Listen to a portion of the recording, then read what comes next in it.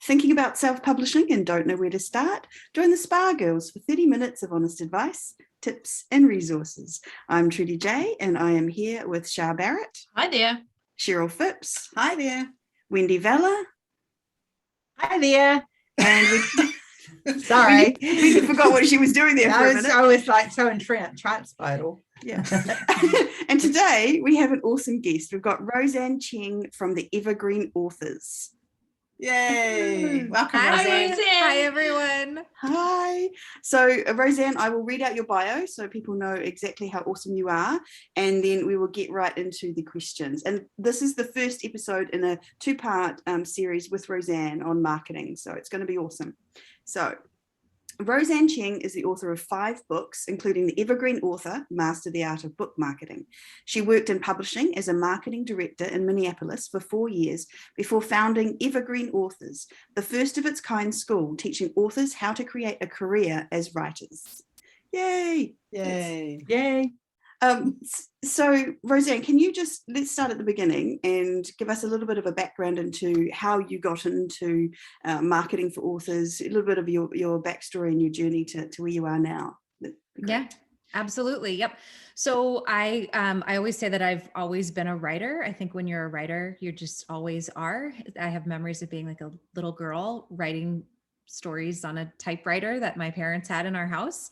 Oh. And so, but life sort of takes over and you don't end up writing that book. And I put it off for many years, and then finally published my first book in 2013, which is light years ago in the publishing world.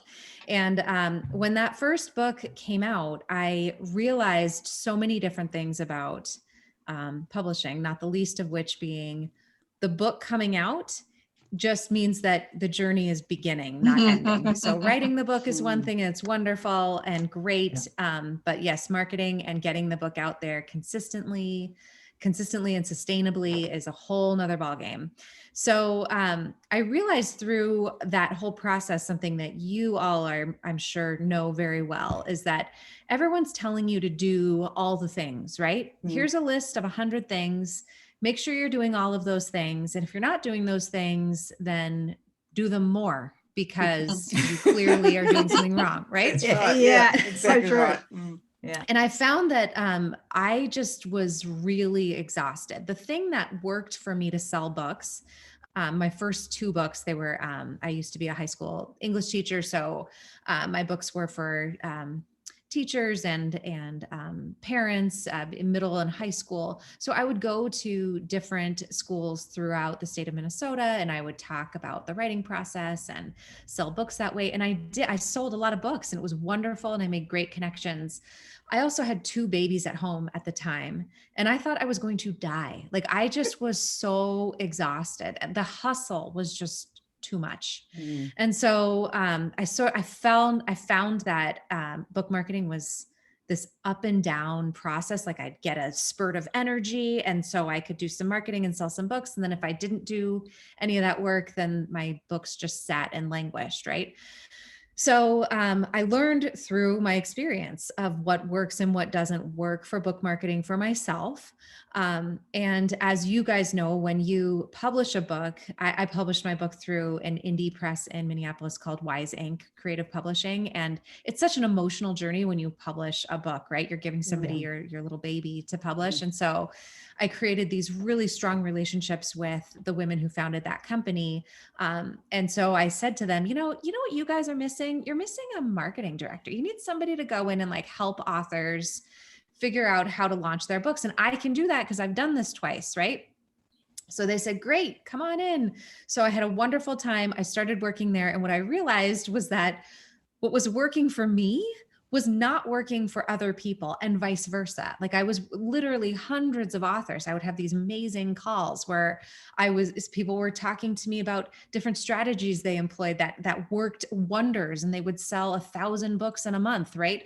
And then in the same breath, another author would say, I tried that last month and it was a terrible waste of time and money and energy. And so throughout all my years working at Wise Inc., what I realized was that there was less of a formula to book marketing than there was this ability for an author to tap into their strengths and weaknesses, really be honest about what their book marketing goals are, and actually just doing the things that bring them joy, right? Because if I could have two books that they're the exact same genre, right? And they're the same page count, they have the same ideal audience. Side by side, these books match perfectly.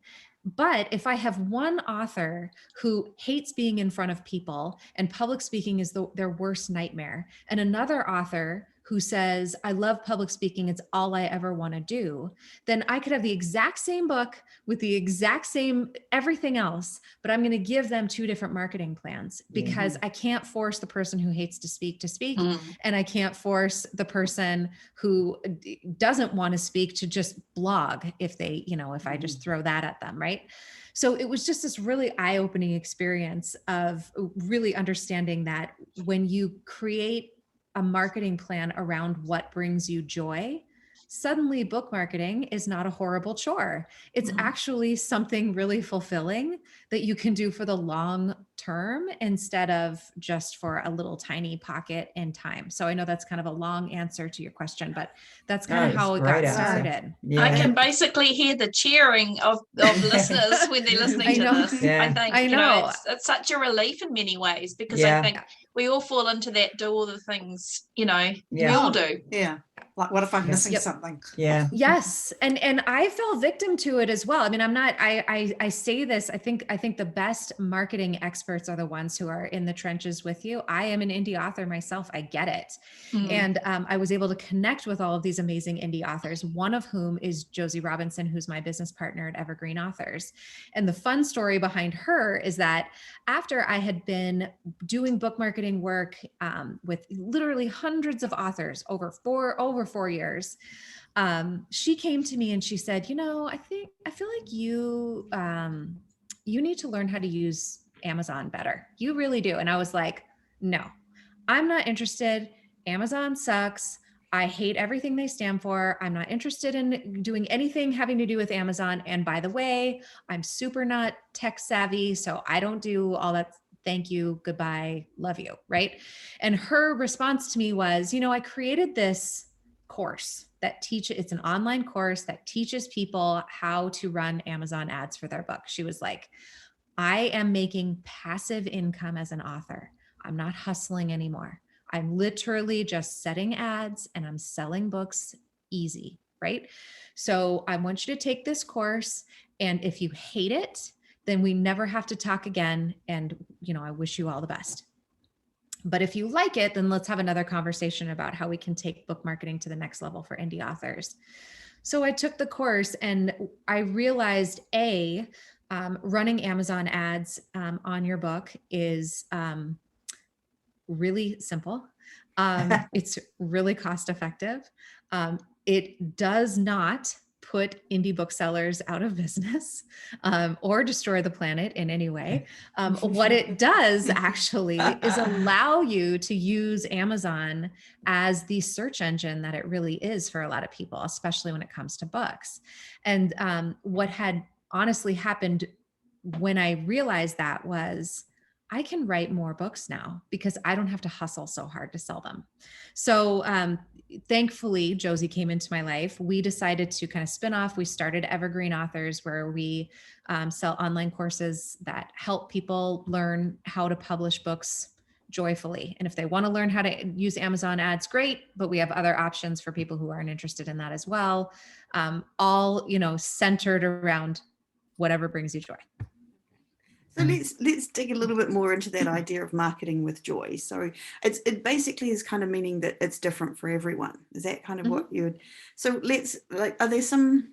So how do we, first of all, as an author, know what's going to be the right thing for us? Like, how do we sort of decide that? Where do we come from on that? Mm-hmm.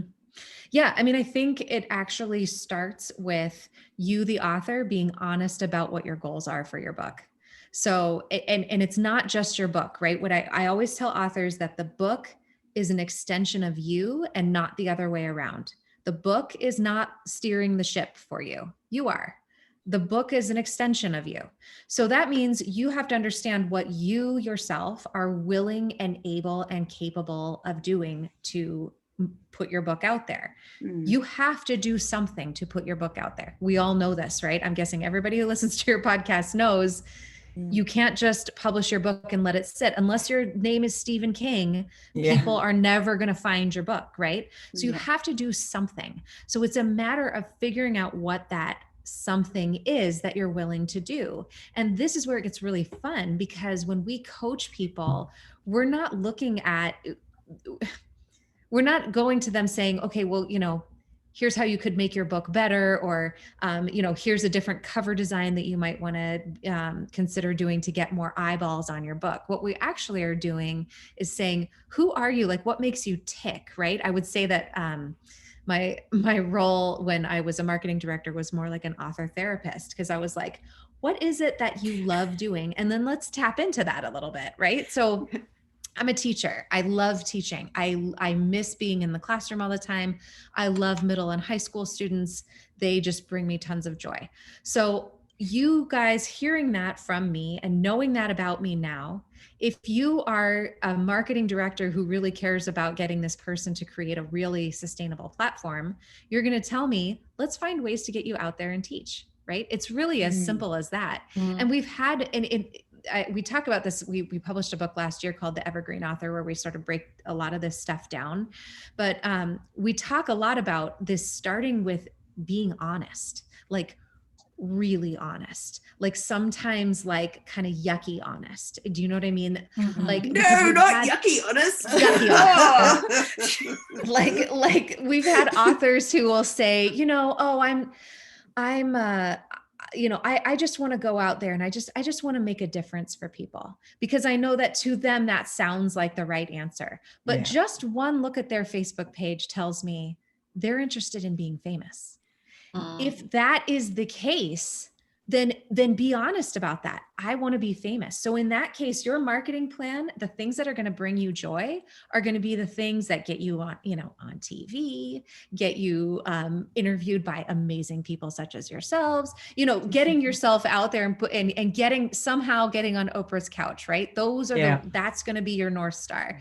But we've worked with plenty of other authors who say, you know what, if I'm really honest, I just want to make passive income as an author. I just want to write at night. I don't want to talk to people. I just want to create my fantasy books and just go on with my life and just sell what I can. In that case, then I'll say, you know what's going to bring you joy? Learning how to do Amazon ads, right? That's how you're going to make that passive income. We work with so many different spiritual authors who are like, I don't know how to put myself out there. I don't know how to connect with people. I don't know what brings me joy. But then I look at, their website and it's full of videos of them, maybe pre-recorded webinars, and they love hosting those things. Do more of that. That brings you joy, right? And on the flip side of that same coin, I've had authors who say, I've been blogging for 10 years. I hate it, but I just keep doing it because someone said I'm supposed to. No. And it's the same with social media too. Let me tell you how many authors we have freed from the chains of Facebook because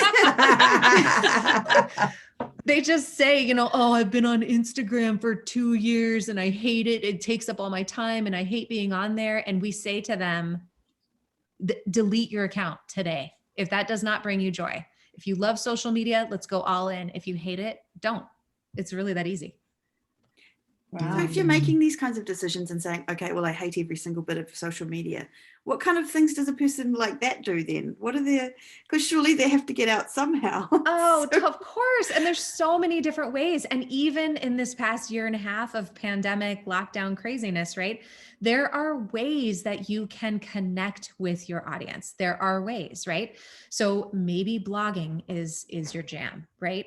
But blogging, as we know, is kind of an art form. So if you want to create blog posts and you don't care if people see them, then go ahead, write whatever you want. But if you are like, I love blogging, I love writing these short form posts, I want to find out a way to make them SEO keyword rich, right? I want to draw people to what I'm doing through my blog posts. So it's like that, right? For teaching, I work with lots of public speakers, and this past year has been a real challenge for them because all of their events have been canceled. And there's been a few that have said, my work has dried up. I don't know what I'm going to do. And my response to them is always, then find another way to get yourself out there. Maybe it's time to start that webinar. Maybe it's time to start reaching out to some more people where you can do, where you can speak, and maybe it's virtual. Maybe you start offering private coaching. Like we have a download called Outside the Box Book Marketing, because we're constantly being asked these types of questions. Like, how do I think outside the box? Well, it's actually really simple. Like, look no further than your local community center and see what they're offering. How can your book and your business and brand offer some sort of value to what your community center is doing or your local library is doing? Like, you just be open-minded to that. Yeah, no, that's really cool. Very cool. So when we started, we were talking about this idea of a reluctant marketer. So someone who's maybe just has published a book or two, or is just about to, and they're kind of sitting there going, well, I hate marketing. I'm not going to do marketing. How do you coach someone who's like that? What do you say to them? Yeah, I see people like that less and less nowadays, just because I think that, thankfully, I think the narrative has shifted a little bit. Like, I think most authors understand that there is marketing involved. But what I say to them is every best-selling author is marketing their books. No one out there, again, unless your last name is Kardashian, you are not going to suddenly sell 200,000 copies of your book, right? You need to get out there. And the Kardashians have been doing their marketing for years now. So that's literally, they've done the marketing and now they're getting the rewards of it, right? Yep. It always helps to have, traditionally published authors sit down and say, there is marketing involved. If you talk to any literary agent anywhere in the world, they're going to tell you that, yes, they're looking for quality books, of course, but they're also equally, if not more so, looking for authors who are able to market those books, because there's only so much they can do. And, everybody knows that, Barnes and Noble placements are hard. Do you guys have Barnes and Noble there? Is that a? No, we don't. No, we know what that is. Yeah. Oh, okay. I was like, what's your big bookstore down there? We don't really, Whitcoulls is a chain, but we don't, sadly, we don't, our Borders is long gone, unfortunately. Yes, Borders, Yes. But either way, I've had authors say, like, who do I pay to get a premium placement at Barnes and Noble? And I have said to them, well, I'm sure there's people you can pay, and you're looking at millions of dollars. Like, so do you want to do that? Or do you want to actually feed your family for the rest of your life? So anyway, family, I don't know, it's a tough decision. Not going to feel good about telling you to take that risk. So what's some of the frustrations that you see? Like, so are there frustrations when an author is looking at it as writing with joy, or is it frustrations before and not after? How does that work? Yeah, I would say the frustrations for me were always around the post-production, the post-publication process. And I would say probably 80% of the frustrations we hear are around social media. So can I talk a little bit about social media? People are constantly coming to us and saying that they feel like on social media, they are screaming into the wind. And it is taking up all of their time and energy to create these posts. They're hiring people to manage their social media accounts for hundreds, if not thousands of dollars a month, thinking that it's going to bring them book sales. And I don't know how long you guys have all been in the writing business, but I will say that social media is this wonderful and terrible thing where we have figured out, we somehow are like fixated on likes and follows. Like, I've had authors be like, I spent $2,000 on a social media strategist and she got me 3,000 followers on Facebook and I'm still not selling any books. And I have said so many times, like, you probably have 3,000 bots following you. Like, do you understand how this works? Like, it's all about the organic connections here as well. Yeah. So, if you love social media, if you enjoy doing it, I always tell authors, having 50 devoted followers, people who are actually liking your posts and reading what you're writing and are engaged in what you're doing, is 100 times better than having 5,000 bots. Don't get caught up in the weird likes and comments and all of that. It's easy to do, but don't. Yeah. And that goes a little bit to what you were saying on your website about being authentic and genuine, like in your marketing. So could you talk a little bit about that? Like, how do we, do that as a fiction author? Like, how do we be authentic? If we're like a weird introverted author who hates going out or something, I don't know. All of you fiction authors are the same like that, aren't you? Just like, we're very shy. We're very shy here in the spa, as you can tell. Right. Yes. Oh, yes, I could tell. No, I think that first, it's again starts with your honesty about even wanting to be on that platform in the first place. And if the answer is yes, if the answer is like, I love Instagram, I don't mind putting myself out there. What we always say at Evergreen Authors is we don't want people just throwing spaghetti at the wall. We want you to actually be thoughtful and conscious of what you're doing. And so, and the biggest piece of advice I could give somebody who is more introverted or just more hesitant on social media is not to be on all platforms at all times at once. Don't be cross-posting everything to everything and hoping for the best. Instagram is a whole, even though Facebook and Instagram are owned by the same company, it's a whole different ballgame on Instagram. It's obviously much more visual. It's much more dependent on hashtags.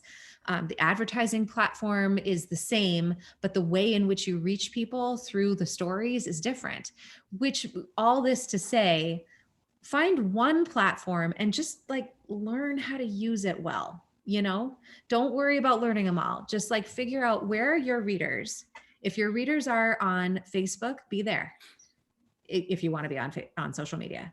If your readers are on Instagram, be there. If you're a nonfiction author, I always tell authors, like, if you're nonfiction and you're on Facebook, what are you doing? Like, you should be on LinkedIn. Learn how to use that one well. That's your audience, right? So you want to be careful about, being where your audience is.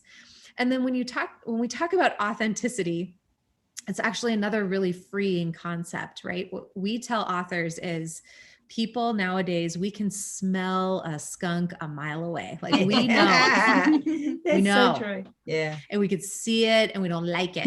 And I had one author one time who was like, she really wanted to do a YouTube series where she was connecting with teachers. And, she was like, oh gosh, I'm going to have to buy lighting. And then, of course I'm going to have to brush my hair, make sure I look, and she was like, I maybe I should rent a studio space. And I said to her, you're talking to teachers who are making a pittance, trying to get through the day. They don't care what you look like. In fact, they're probably going to trust you more if you come to them from your kitchen table with a cup of coffee and some bags under your eyes saying, we're in this together. And so I think that's really sound advice, no matter what type of book you write.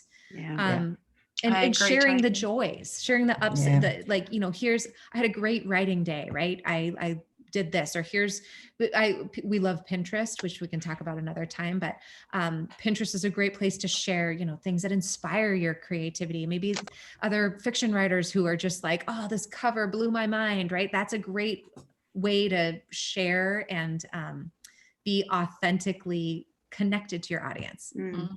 I think that's a really important point, actually, that being really connected, and the assumption that it has to be all really slick and perfect when actually most people are actually resistant to that. I remember doing Facebook ads course with Mark Dawson, and he was talking about how actually the most successful images for the ads weren't the slick, stylish ones. It was like the dodgy one that some lady had taken herself at some beach or something. And it works, right? Like that kind of authenticity. Mark knows what he's talking about. Don't mess with Mark Dawson. He knows. Yeah, exactly. So that was hilarious. So what can we do as authors, as fiction authors, to be more authentic? Like, how do we, is it just about doing the things that mean something to us? Is there a way that we need to turn up? How do we do that? Especially if you're reluctant, especially if you're kind of thinking, because quite often it's such a big thing, isn't it? Well, you don't know where to start because there's so much to start. So, you know. Yeah. I mean, it's a good question. And I think that there's, it really depends on the person, but I think you start with joy. So, you know, what about the writing process brought you joy? And don't say nothing, because if the answer is nothing, then you probably shouldn't publish the book, right? What was it about that really brought you joy? And I think that I know of several authors who were like, you know what I loved about the writing process? I loved being in a writing group, and I loved sitting with people and getting feedback, right? Well, how can you capitalize on that if that's the case for you? I also work with plenty of authors who hate writing groups and can't work that way. So what are some other ways that you can network with other authors or connect with them in a way that's comfortable to you? I have found, and we can talk about this when we talk, you know, a little bit deeper in different ways of marketing that people are doing nowadays. But I think that the whole move toward like the cooperative workspaces is really interesting. And you will find that like-minded people go and work in those spaces, and they give each other feedback, and they lift you up, but not with weird false positivity, but like, oh, I love that idea. That's such a great idea. And we so creative work can be so isolating. So I would say not, you know, don't let yourself fall victim of the isolation if you can avoid it, and just do that. And if you've already published a book, I think that, you know, I'm assuming most of your listeners understand the importance of having an email list and having, you know, at least. We hope so by now. Yes. We've hoped that Emma that home. Right. So if they know that, then, you know, we have authors who are like, well, I've got my email list of 500 people, and now what do I do? You know, and it's like, well, then how can you engage with them? Maybe don't talk at them, invite them to talk to you, you know, do a poll or a survey, or put something out there on in a newsletter that will encourage them to communicate with you. And I just think there's so much open-mindedness that authors need to have when it comes to marketing. Get rid of the idea that we're all Hemingway in a coffee shop in Paris writing our books, right? Like, that's not the reality. So let's, instead of like forcing that to happen, let's embrace, you know, some different ways that we can get ourselves out there. That's actually a really good point. You're talking about, like, I think maybe some people who are reluctant marketers are thinking of it in terms of like, oh, it's those horrible posts that you have to put up on Facebook and saying, buy my book. And what you're talking about is a way more holistic, kind of a bigger thing than that. So can you just sort of differentiate that for us and explain it? Oh, Trudy, I'm so glad you said that, because there is nothing cringier than somebody putting a post out on Facebook that says, please buy my book. It's just awful. Don't ever do that. I mean, you know, I guess you can, like, when it first comes out, like, hey, it's launch day. But I have seen some posts that have been like, oh, you know, please buy my book. And oh my gosh, that does not work. Right.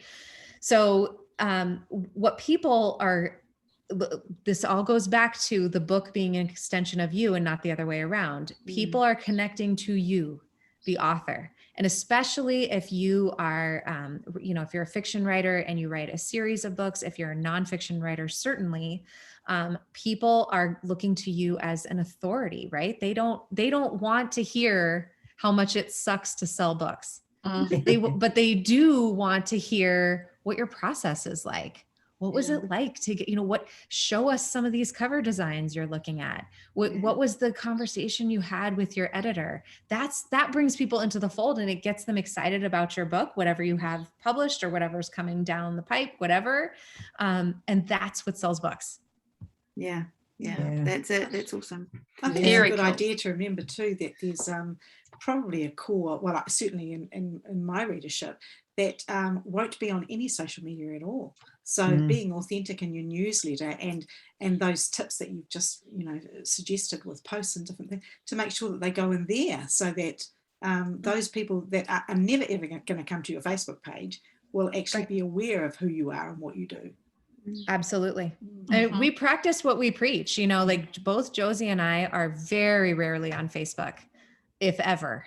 You know, we just, it doesn't bring us joy. You know, we know we could probably make more sales and money there, but it doesn't bring us joy. So we don't do it. Yeah. I like that. Living the words. And the words. I'm taking that as permission. Yes. So what I'm taking from you is kind of being like, so we're authors and writers, and we're creative. So maybe being a little bit creative about how you think of marketing, right? Absolutely. Like new ways to do that. That's awesome. Yeah. So I mean, and you've said it a couple of times about the book being an extension of you. So could you, I mean, is it just that we're the representation, or the book is part of us and we are the author representation? Like, could you kind of break that down a little bit and explain how to kind of use it out in your marketing? Does that make sense? What I mean by that is that a lot of creative people, that like we all, well, not all, most of us have insecurities about our chops as writers, right? And especially if we're indie authors, if we don't have, 12 agents fighting over our manuscript and a giant publisher in New York that's publishing our book, we're well aware that could be, a little paralyzing for us, right? And I think that a lot of authors allow that paralysis to dictate how they market their work and how they put themselves out there. The truth of the matter is, if you are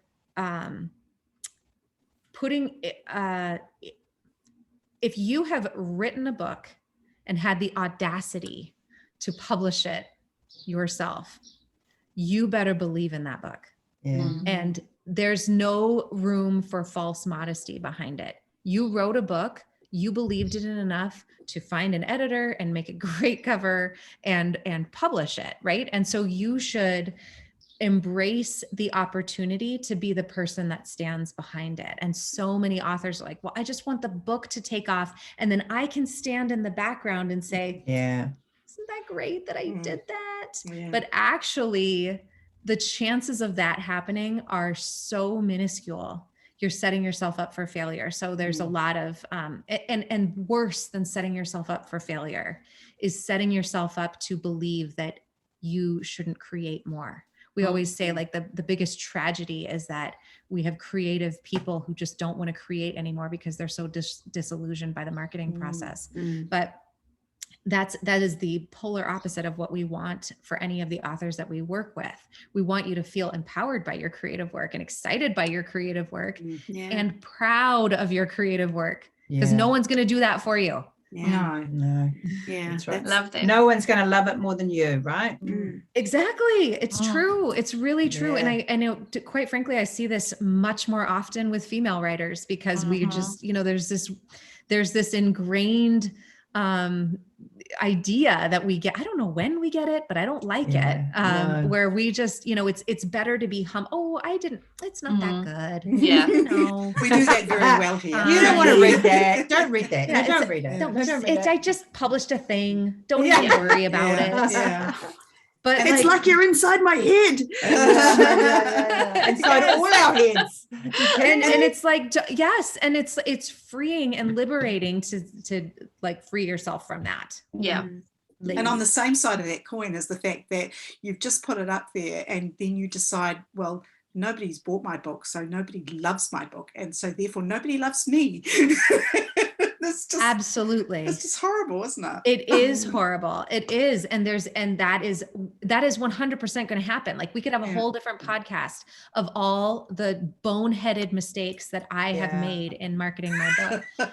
Everybody can say that, everybody who's honest can say that, but there does come a point where you have to say, okay, I'm going to let that go. Yes, I should not have hired that publicist. Yes, that was a waste. I should not have done that. I will not do it again. And then you just learn from it and move on. It's the same thing I would tell my 9 and 10-year-old kids. It applies to you as a creative, right? Yeah. Like you do have to shake it off and kind of move on and make the next best decision that you can. Yeah. It's funny. Yeah. Sorry. I was just going to, it's quite funny how we are humble with when we put something out there. No, don't read it. And then when we succeed slightly, we're like, oh yeah, I'm doing okay. It's like we're never actually, our own cheerleaders, aren't we? Yes. And people love that.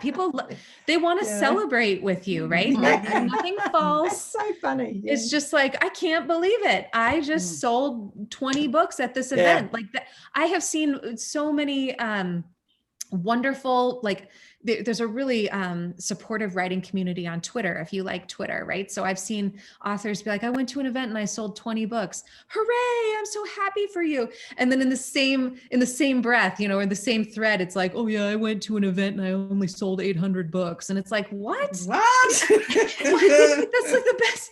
So there is like a mindset that does need to be employed for all of our, mental health. I think actually a lot of marketing is about mindset, in my opinion, because you have to love your book, you have to love everything about it to be able to go out there and be genuine and be excited and do all of those things and actually, I don't know, be present in what you're doing, right? Like, would you agree with that? Oh, totally. This is not for the weak of heart, right? This is someone. It's hard work. And so do you think on the reverse of that, is that how, like you talked about at one point, that authors kind of getting frustrated and upset with the sales of the books, and nothing gets with what is a really good book, nothing happens, and so they quit writing and stop creating. So is that, how do you get past that? How do you kind of convince yourself to keep going when it doesn't seem like your marketing is working? I would probably go back to the goals, because I think a lot of times when authors get into that sort of headspace, they're really just comparing their success to somebody else's. And like I said, I've had many authors who have had amazing marketing days who have said to me, I can't believe that event was such a bust. I only sold 150 books. And I've had to say to them, do you know how many authors would kill for that day? Like, that's an amazing day for you. So, but again, that author's goals might have been, I want to sell 1,000 books a day. Well, in that case, you didn't meet your goals, and that really feels crummy, right? But so maybe it is a matter of resetting your goals, and understanding how you can maybe reframe things, try something else, maybe not keep the definition of insanity is doing the same thing over and over again and expecting a different result. So maybe that's what's going on here. You're doing the same thing over and over again because why? Someone told you to. You read it somewhere that you were supposed to do this. And many times I've told authors, like, take a break. I want you to actually not write a single thing or spend $1 on an ad for 2 months and see how that feels. And if that feels great at the end of it, then that your book has run its course and you're ready to, go on to something else. But if it feels terrible, as it mostly does with creatives because we love to create, then how can we find a different goal and a different path to keep you going? Nice. See what I mean? Author therapist, I'm telling you. So true. We all need it. And what I'm getting from you is a lot of it is about being creative, right? Like that we are, that we need to use our creativity, not just in our books, but in our marketing and how we approach it. Would you say that's true? Absolutely. And leave the comparisons, right? Stop comparing yourself to Stephen King. You're probably never going to sell that many books. It just isn't going to happen. So, and that's okay. And also don't compare yourself to an author who's at a different place than you, right? Absolutely. Like comparing yourself to an author who's been doing it for 20 years and is at a certain place and saying, why can't I sell this many books or whatever? Yes. And it does go back to some of the smoke and mirrors on social media as well. So I always caution authors, just be careful. If you're seeing an author who's like every other day is like, I can't believe how wonderful it is to be an author. Like just calm down, because it doesn't, things aren't always what they appear. And so, just have that perspective. It's again, the same thing I would tell my 9 and 10-year-old as they're navigating this world. Yeah, Cool. Yeah, that's awesome. All right, so I think we are rolling up for the end of this episode. Yep. So I just want to ask, like, is there one piece of advice that you would give the beginner marketer about how to proceed going forward? Just a little bit of a golden nugget for people to take away with them. Yes. So we talk about this on our website, Evergreen Authors. We have a little mini course called Amazing Author Platform, where we talk about the 80-20 rule, which is the Pareto principle. Mm-hmm. If you're not familiar, you can look it up. But basically, whenever somebody talks to me about like, what's the one piece of advice, I say, learn what the 80-20 rule is, and then find one or two at most marketing strategies that you're willing to do, one or two, and just do those well. That's it. One thing. If you're gonna, maybe depending on your lifestyle or whatever, it could be, I'm going to send one email a month to somebody. That's fine. If you're busy, that's great. One or two things that you're willing to do. Or maybe I'm going to learn Amazon ads, or I'm going to learn Pinterest, or I'm going to, I want to be on LinkedIn, right? So learn how to do that well, those one or two things well, and just do those things. And then you're away. Great advice. I love that. And that cuts the overwhelm, and I love that. Yeah. Awesome. Well, thank you so much for joining us here today in the spa, Roseanne. Oh, it's my pleasure. We've got you coming back next week for another episode, part 2, which is going to be all about the next level of marketing, up from what we've been talking about today. So I can't wait for that. But for now, if someone has listened to this podcast and is really excited and wants to check out you and Evergreen Authors, where do they go? Yep, we're just at evergreenauthors.com. That's the best place to find us. I'm on LinkedIn. That's basically it. Yeah. The website's the best place to find us. And our book, The Evergreen Author, that just came out, really breaks down kind of our core philosophy there. So we always say that's a good place to start to figure out, what we're all about, and what, finding joy, finding your 20%, finding your one or two things that you're willing to do, kind of starts there. Yeah, that's awesome. Brilliant. Thank you. And Shah, where can we be found? So we can be found at spargirlspodcast.com, and I'm feeling way better about us not having an Instagram or a TikTok. But we are on YouTube if you'd like to see this and the lovely Roseanne. So yeah, come and join us there. Awesome.